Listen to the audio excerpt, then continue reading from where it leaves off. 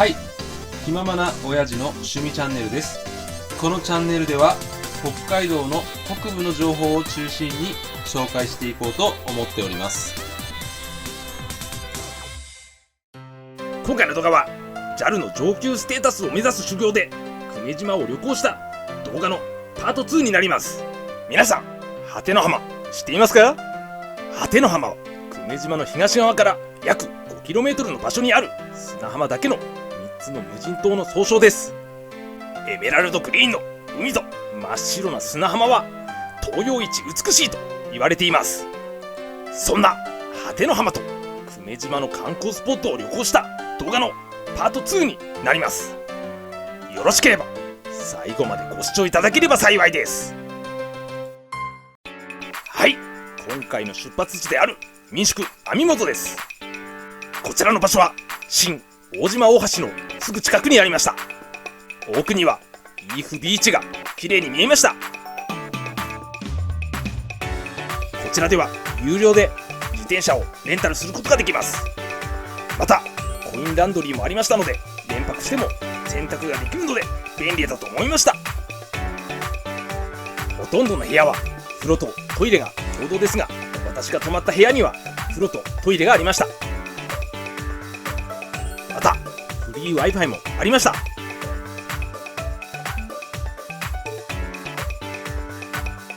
部屋からの景色は素晴らしかったです。毎年この部屋を指定されるお客さんもいるそうです。コロナ前では夕食付きの宿泊プランを選択することができましたが、今は素泊まりもしくは朝食付きのプランしか選択できません。私が宿泊した日は宿泊料金は1泊朝食付きで7490円でした。このロケーションとサービスを考えましたらすごく安いと思いました。こちらの猫ちゃんは民宿網元のアイドルアミちゃんです。可愛くて癒されますね。この日は果ての浜ツアーを予約していましたので、ツアー会社の方が迎えに来てくれました。新大島大橋を横から撮影しました。自分の運転する車ですと前方しか撮影できませんので、他の人の車に乗りますと左側の景色を撮影することができます。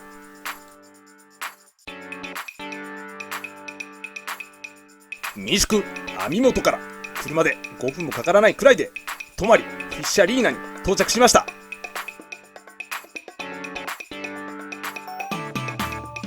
こちらでライフジャケットを借ります。その他に有料でシュノーケルなどをレンタルすることができました。今回お世話になりましたツアー会社は久米島海洋レジャーです。私は黄色の枠で囲んだグラスボードに乗りました。今回私が利用しました半日コースは果ての浜に 2,3 時間滞在できるプランです。料金は3500円でした。それ以外に1日コースなどもありました。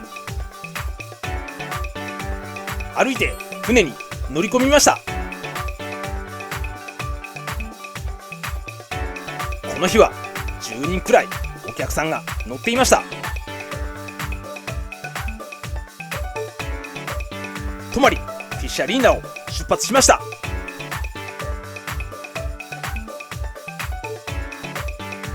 出港してすぐに新大島大橋や私が宿泊しました民宿網元があります大島が見えました。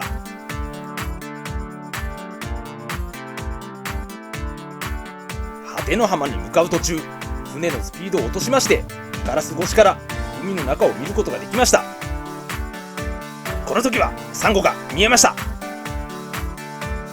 またウミガメも見ることができました。ウミガメ見れて嬉しかったです。その後船のスピードを上げていきました。海風が気持ちいいですね。だんだん果ての浜が見えてきました。果ての浜は久米島の東側から約 5km の場所にある砂浜だけの3つの無人島の総称です。泊まりフィッシャリーナからは乗船時間は2、30分くらいだったと思います。私が船を降りる動画を撮れなかったのですが、このような感じで船を下船しました。海の中に入って果ての浜を撮影しましたが、海の水が透き通っていまして、すごく綺麗でした。いやー、本当に綺麗ですね。おじさん一人じゃもったいないですね。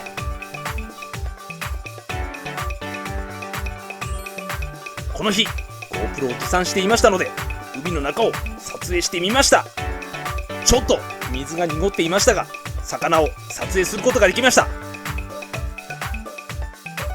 ちらは簡易トイレです。仮設の建物ではビーチパラソルやビーチベッドのレンタルができます。またソフトドリンクやかき氷を買うことができました。私は暑かったのでかき氷のブルーハワイ味を買いました。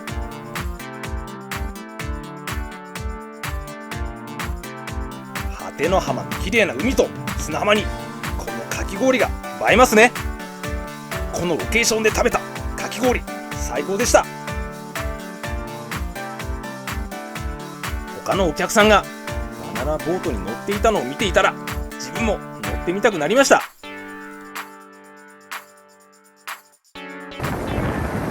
帰りの船の時間が気になりましたが、乗れるとのことでしたので、料金2000円でバナナボートに乗りました。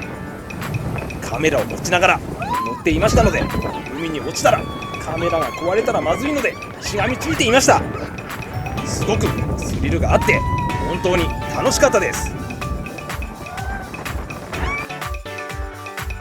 果ての浜に2時間半くらい滞在した後、船に乗って港に戻りました。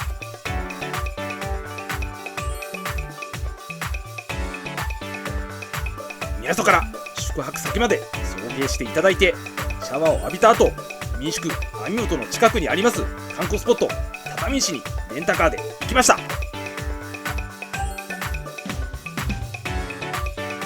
畳石がある場所には世界で初めて海洋深層水 100% を使用しましたバーデプールがありますバーデハウス久米島がありました。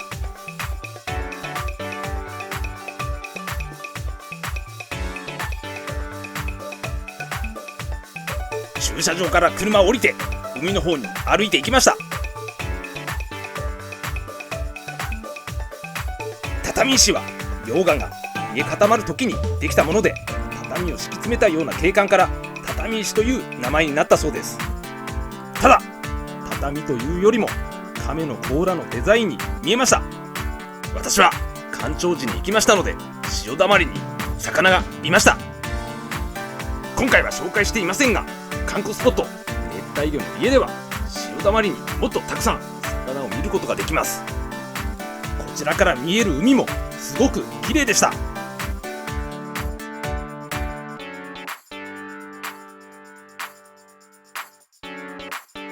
網石を見た後、新大島大橋を渡って観光スポットの上楠城跡に行きました。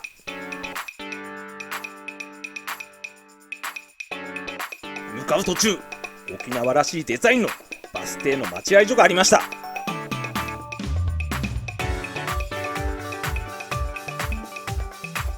動画ではかなり省略していますが、結構細い山道を走行しまして、やっと上楠城跡に着きました。上楠城跡は沖縄で最も高い場所にあります城跡だそうです。こちらからは360度久米島のほとんどの場所を見渡すことができます。晴れた日には約 100km 先にあります沖縄本島が見えるそうです。途中階段を上りながら久米島の景色を眺めていました。いやー、最高ですね。階段を上りきって石垣の奥に海、そしてここに来る前に行っていました果ての浜も見えました。果ての浜の奥に多分渡名喜島もしくは粟国島でしょうか、島が見えました。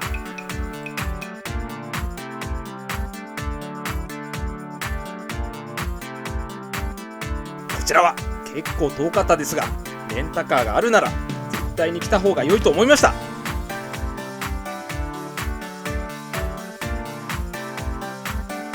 ウエグス城跡に行った後、お昼を食べにジンジンロード沿いにありますお食事処ゆきに行きました。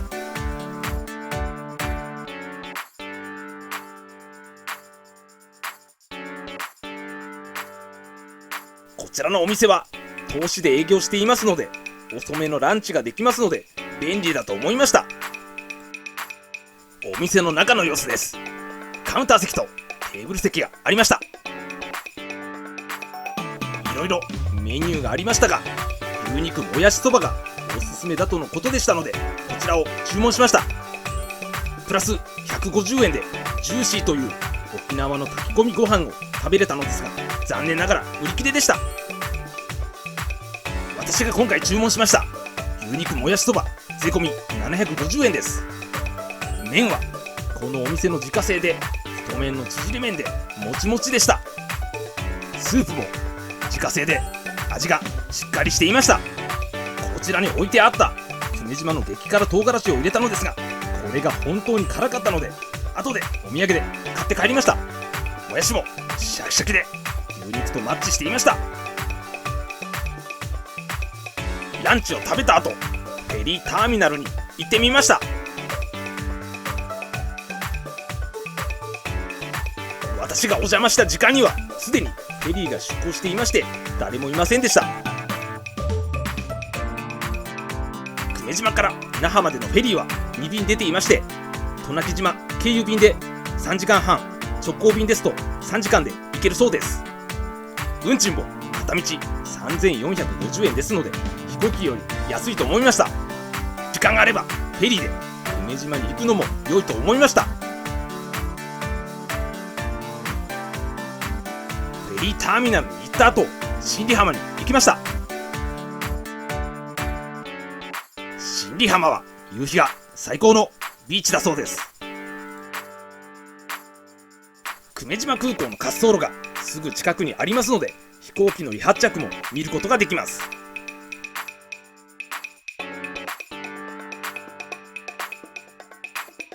また無料のキャンプ場が隣接していますので、キャンプ好きの方にも人気があると思いました。駐車場から新里浜に向かって階段を降りていきました。私が行った時は午後4時ぐらいでしたが、海岸には誰もいませんでした。新里浜にはサイプレスリゾート久米島というリゾートホテルがありました。このホテルからサンセットを見たら綺麗なんでしょうね。こちらのホテルはプロ野球楽天キャンプの宿舎になっているようです。一度泊まってみたいですね。新里浜に行った後、お土産を買いにチートゥーどころ福屋に行きました。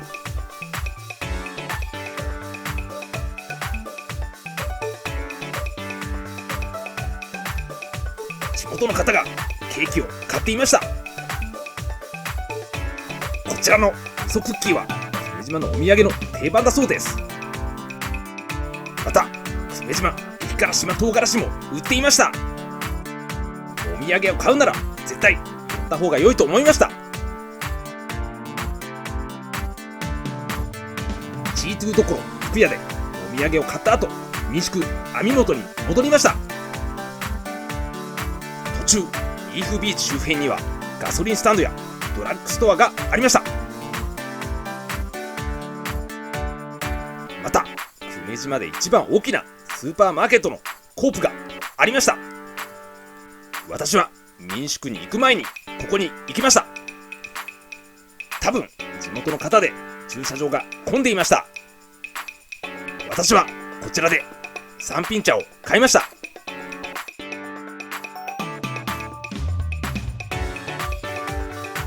この日の夕食は民宿に戻って食べましたが、民宿の方がおすすめしていました中華ハイファンで弁当を買ってきました。弁当に加え民宿の方がジューシーとスープを作ってくださいました。感謝感謝ですね。弁当に入っていました久米島産の車エビのエビチリプリプリでしたし、ジューシーやスープも本当に美味しかったです。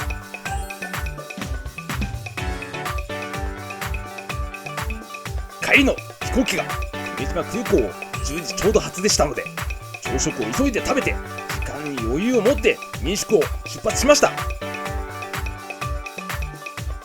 私は久米島空港も探索したかったので、早めに空港に到着して、久米島空港10時ちょうど発那覇空港経由羽田空港便 JAL982 便に乗った後、羽田空港で飛行機を乗り継いで旭川に帰りました。これで今回の動画は以上になります。